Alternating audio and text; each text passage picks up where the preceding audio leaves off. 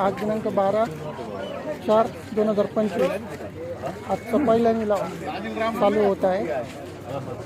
11,80,90 11,90 1200 1200 1260 रुपये 1260 रुपये 3 शंभर 1200 1 रुपये 25 40 1260 रुपये 1270 रुपये 1270 रुपये 3 अमुक 1251 1251 रुपये 1200 रुपये 1151 1270 रुपये 80 1200 1 रुपये 1200 1 3 शंभर हा वयाला 1200 रुपये 1200 1180 रुपये 51 11 52 60 रुपये 65 70 रुपये 1170 3 भंडारी करा याला 1080 90 1100 रुपये 3 थांबा करा याला पण 1100 3 40 51 11 52 60 70 80 1180 90 1200 1051 रुपये 1000 11 14 1014 रुपये 15 16 25 1027 1035 40 40 45 51 1052 60 रुपये 1061 रुपये 3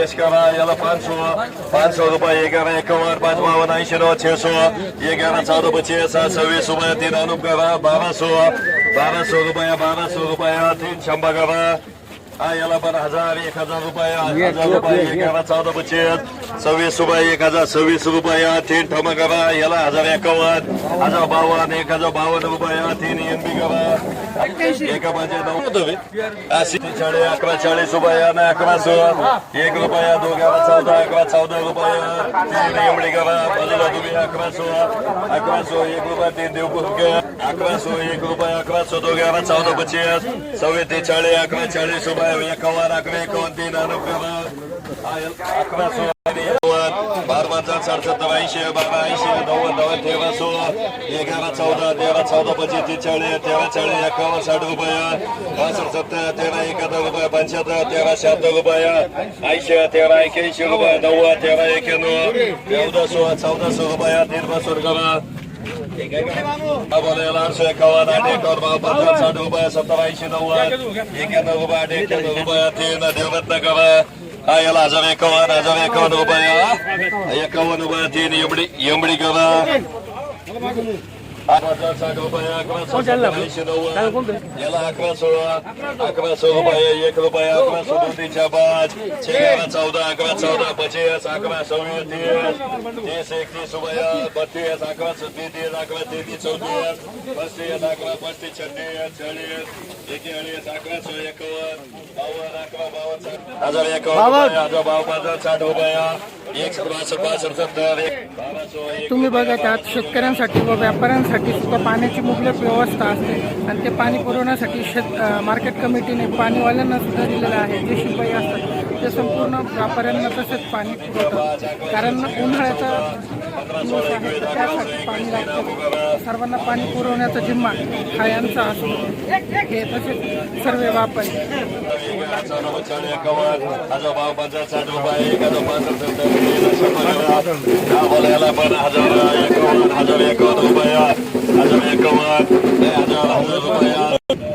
तुम्ही बघताय बोली लावायच्या अगोदर गाडीवाल्यांसाठी सर्वात सोय केलेली मार्केट कमिटीने, कारण पावत्या पुढेच्या पुढेच येतात जेणेकरून त्यांच्यामध्ये हे दिले जाते रेट वगैरे भाव वगैरे लिहिण्यास अडचण नको यायला। त्यामुळे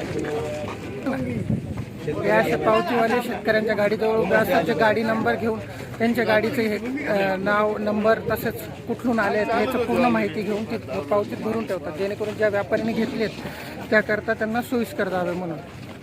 मार्केट कमिटी अशा नवनवीन सोयी यांना देते। पिंपळगावमध्ये ह्या सोयी खूप प्रमाणात मिळत असतात।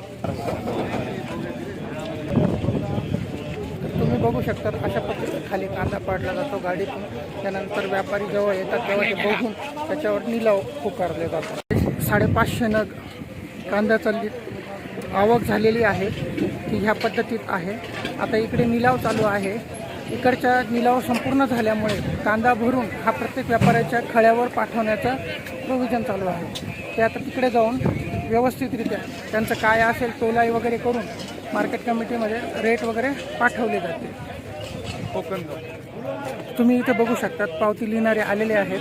ते पावतीमध्ये लिहिताना पूर्ण नाव तसेच गाडीचा प्रकार आणि गाडी नंबर लिहित असतात. तर ह्या पद्धतीत अशी पावती लिहिली जाते जी शेतकऱ्याला दिली जाते, ज्यामध्ये त्यानंतर भाव आणि व्यापाऱ्याचं नाव लिहिले जाते. मार्केट कमिटीकडून अशी मालाचा भाव कोणत्या गाडीत आलेला आहे ते लिहून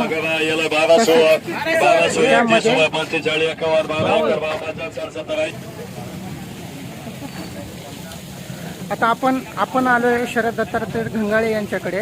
यांचं काम असतंय, त्यांनाच आपण विचारू त्यांच्या तोंडून काय करतात ते.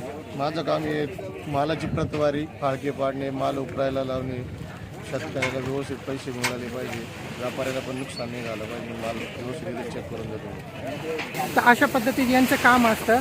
तर हे बघा, यांनी सर्वांना सांगितलेलं आहे फाळके पाडून व्यवस्थित कांदे उकरून घ्यावे, म्हणजे शेतकऱ्यांसाठी आणि व्यापाऱ्यांसाठी हा महत्त्वाचा दुवा म्हणून यांची जबाबदारी असते.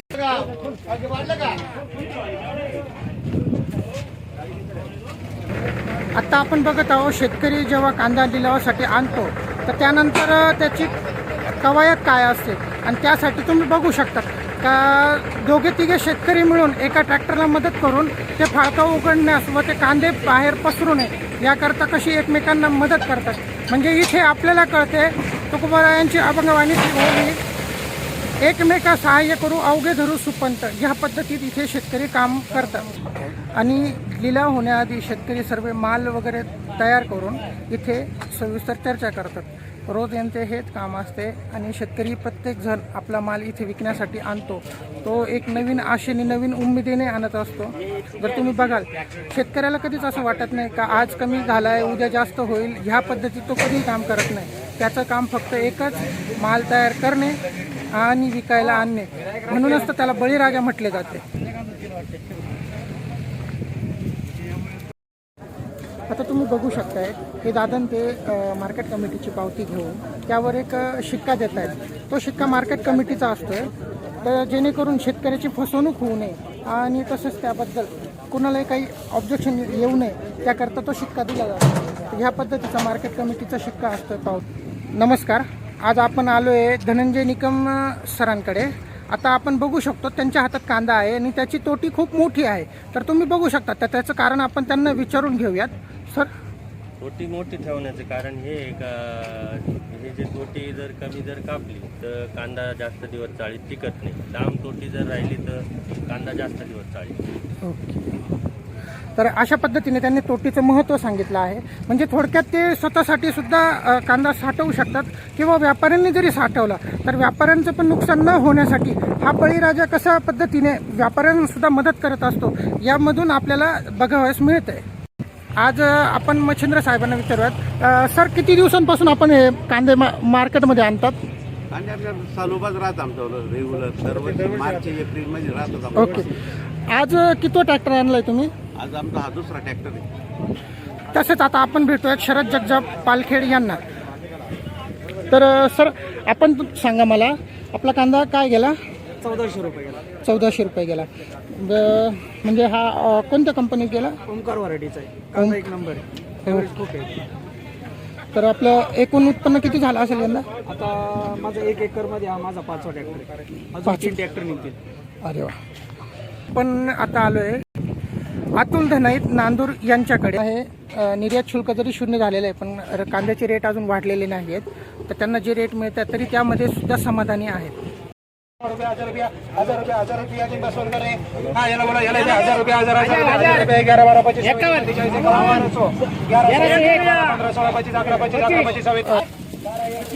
आपण आलो आहोत जीवन बापना यांच्याकडे. लाईव्ह आपण हे देत असतो कांदे निलावाचे, त्याबद्दल त्यांचं ओपिनियन जाणून घेऊयात. आता केंद्राने 20% शुल्क माफी पण दिलेली आहे, तर आपण त्यांच्याकडून जाणून घेऊयात त्यांना किंवा शेतकऱ्यांना काय फायदा होतोय. याच्यात आता शेतकऱ्यांना चांगले भाव भेटू राहिले. 1200 रुपये ते 1600 रुपये मार्केट आहे.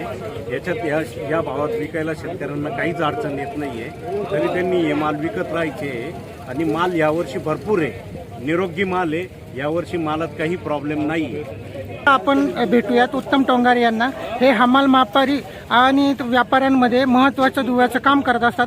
त्यांच्याकडे आपण बघू शकतो पाटे असते, त्याच्यात अशा पद्धतीत खुणा केलेल्या असतात, जेणेकरून कोणाकडे किती आवक झाली, कोणाकडे किती जाते, त्यानुसार हमाल व्यापारी पाठवण्यासाठी ते बघत असतात काम. तर सर, आपण कशा पद्धतीत काम बघतात, म्हणजे काय करतात त्यामध्ये? हो, याच्यात हे हमाल मापारीचं रजिस्टर राहतं, त्यानुसार कोणी किती नग घेतले त्यानुसार हमाल आणि मापारी पाठवतात तिकडे ओके. काळ्यावरती.